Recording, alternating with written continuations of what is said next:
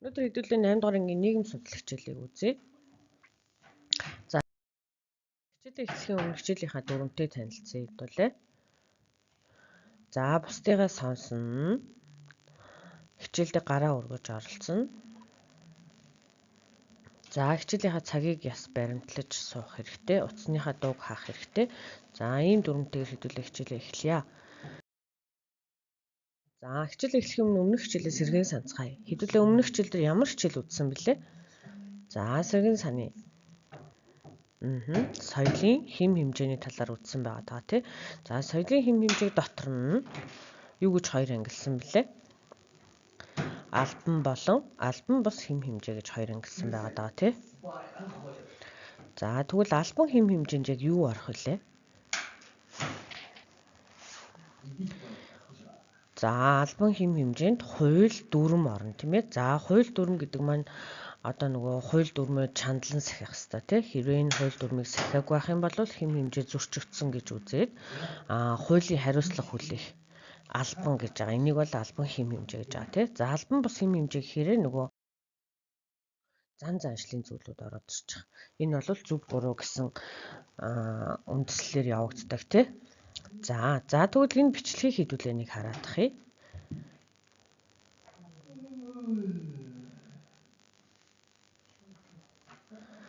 За дараах бичлэг дээр юуны талаар дурдж байна? Энийг хэдүүлээ хараадах юм. Улаанбаатар хотын 375 жилийн ог өгтөн Сонгон нархийн дүүргийн засаг даргын тамгын газраас хэрэгжүүлж буй хотын соёл төслийн хүрээнд хотын соёл надаас эхлэн эсэ бичлэгийн уралд. За хотын соёл надаас эхлэнэ гэж байна. Энэ юутай холбоотой вэ? Та нар энэтэй санал нийлж байна уу?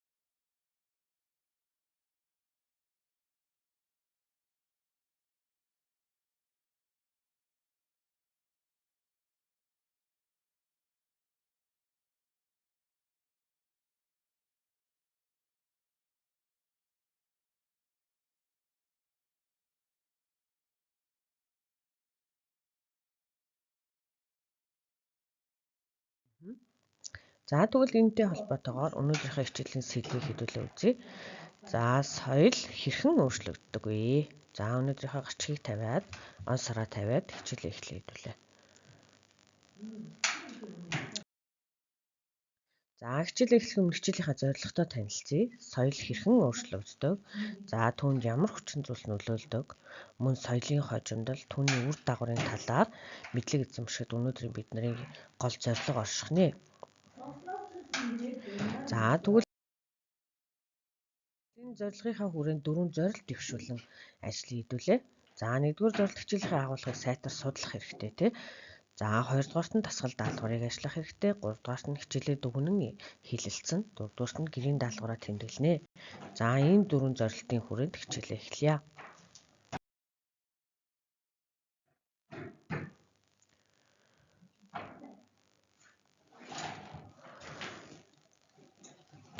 За соёлын хожимдол гэж юу хэлэх вэ?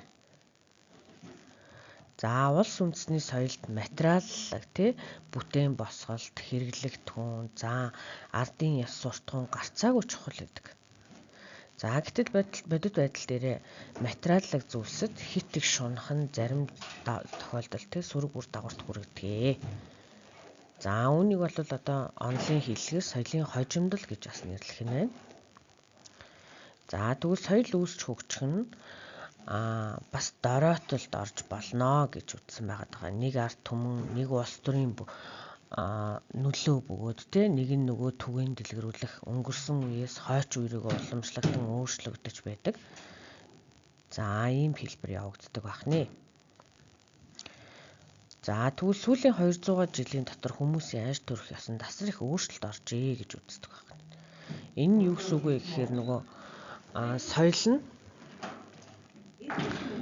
суурин соёлоос одоо яг хөө те бидний монголчуудын хэлээр ярих юм бол нүүдэлчтэй соёл иргэншил маань суурин соёл иргэншил болоод хөгжөөд байна ч гэдэг юм те. За ингэж хэлж болох нь. За тэгвэл соёлын өөрчлөлтөд нөлөөлж байгаа зүйлс гэж юу байх? Энэ соёл яагаад ингэ өөрчлөгдөд идэв юм бол? За 1-р шинэ бүтээл, ололт амжилт. За шинэ бүтээл, ололт амжилт гарах тусам соёл өөрчлөгдөнө. За 2-дугаарт нь соёлын харилцан нөлөөлөл нэвчилт явагдана. За мөн байгаль орчин бас өөрчлөлт явагдана. За энэ 3 нөхцөлийн хүрээнд соёлын өөрчлөлт явагдах нэ. Шинэ бүтээл, ололт амжилт гэдэг нь юу юм бэ? За энийг юу гэж бодож байна та хэд? За энэ зурган дээр ажиллаараа. Зураг юу өгүүлж байна? Аливаа шинэ бүтээл бол оршин байгаа шинэ хэлбэртэй болгодог. Тэ оршин байгаа нөхцөл байдлаа шинэ хэлбэртэй болгодог. За жишээлх юм бол Дархан уулын аймагт шинэ бүтээн байгуулалт бий болоход хүн болгон очиж үзэх сонирхолтой. За яг ямар хөө болсон бол гэж бодох сонирхолтой байдаг шүү дээ. За тэгвэл 1876 онд телефон утас анх үүсч бий болж исэн байна. 1903 онд агаарын тээвэр үүсч исэн байна. За тэгвэл 20-р зуунд компьютерийг бүтээсэн гэж хүн төрөлхтний амьдралын соёлын хэм маяг харилцаанд онцгой өөрчлөлт оруулсан гэж үздэг байна. Энэ болгон чи юу ах нь шин бүтээл байгаа дах нь тий. За соёлуудын харилцан нөлөөлөл нэвчилт. За соёлын харилцан нөлөөлөл нэвчилт гэж юу вэ? За соёлын зүйлсэд нэг бүлгээс нөгөөд нэг нийгмээс нөгөөд дэлгэрэх соёлын нэвчилт гэж нэрлэнэ тий. За соёлын зүйл нь нэг бүлгээс нөгөөд тий нэг нийгмээс нөгөөд дэлгэрэх энийг бол соёлын нэвчилт гэж нэрлэх юм байна. За нүүдлийн соёл уламжлалтай. За нүүдлийн соёл уламжлалаас суурьшмал соёл иргэншил рүү шилжсэн. Энэ бол соёлын нэвчилж явагдаж байна гэж бас үздэг байна тий. За тэгвэл байгаль орчин өөрчлөгдөхөөр яагаад соёл нөлөөлж байгаа юм бэ? За энийг харцгаая. Хүмүүсийн амьдралын хэв маяг, соёлын өөрчлөлтөд байгалийн хүчин зүйл бас нөлөөлөд байдаг гэж бодож. Энэ дээр та нар санал нийлж байна уу хөөе? За жишээлх юм бол нөгөө дэлхийн дулаараа байгалийн цаг уурын өөрчлөлттэй холбоотой өөрчлөлтүүд ихснээр уламжлалт мал аж ахуйд хандах хандлага өөрчлөгдсөн гэж үзэх нь байна. За энэ зураг дээр гарч байгааг харах юм бол ганц удын байдал, гамшигын байдалд хүрдэг. Энэ бол Монгол орнд сүүлийн жилүүдэд их тохиолдоод байгаа тий. За энэ бол байгаль орчны өөрчлөлт байх нь. За энэ зургийг ажиглах юм бол за цүлжил тэгэхээр явагддаг тий. За гол горих булаг шанд ширгэгтэй байгальтайгаа буруу харьцснаас болоод гол горих булаг шанд ширгдэг ч юм уу. За ийм байдлууд байж болох нэ. Эдгээр бол байгалийн орчин нөхцөл гэж яригдах нь тий. За тэгвэл нэг асуулт асууя.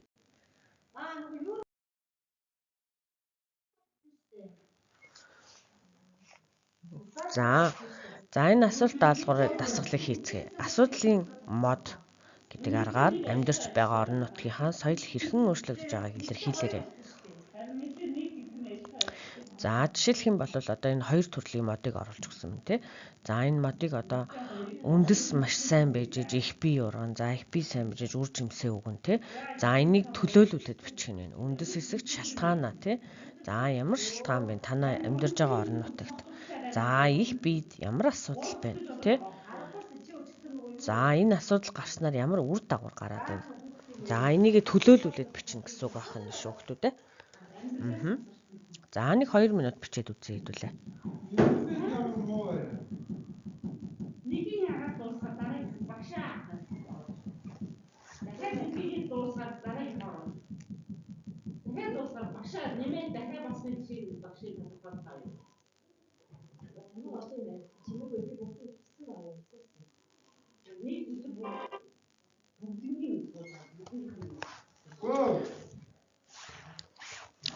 За модны их биед орон нутгийн түвшинд тулгамдж байгаа асуудлыг бичнэ. Үр жимс хэсэгт үр дагавруудыг тодорхой бичнэ. Үндэс хэсэгт шалтгааныг нь бичээрэй гэж багш нь хэлсэн байгаа даа тий. За жишээлх юм бол ёс заншлаа мартсан хүмүүс их байна. Асуудал нь хамгийн гол асуудал нь тий.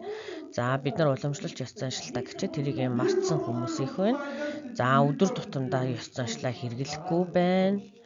За энэ дээр нөгөө шалтгаан нь болохоор юу юм бэ те? Техник технологи маш их хөгжсөн. За ийм учраас нөгөө улс үндэстэн мөхөх аюултай, язгуур соёл устж өгөө болох аюултай ч гэдэг юм. За ийм байдлаар саяны асуудлын модыг бүглэх байсан шүү хүүхдүүдээ. За тэгвэл өнөөдрийнхөө хичээлийг ойлгосон уу? Ойлгоогүй зүйлээ багшаас асуугаараа. За хичээлийн дүгнэлтээ хий хэдүүлээ. За соёл гэдэг нь өөрөө хөдөлгөөнгүй зүйл бол биш юм байна тийм ээ. За хөгжиж, дороотож, үргэлж өөрчлөгдөж байдаг тийм ийм хөгжин хувьсаж өөрчлөгдөж байдаг зүйл юм байна. Нэгдүгürt. За хоёрдугаарт нь соёлын өөрчлөлт гэдэг юм явагддаг байна тийм.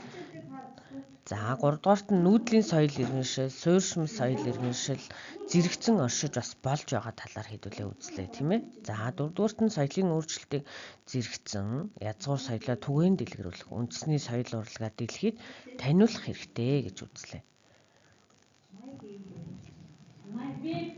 За санал нийлж гэнэ үү та нар?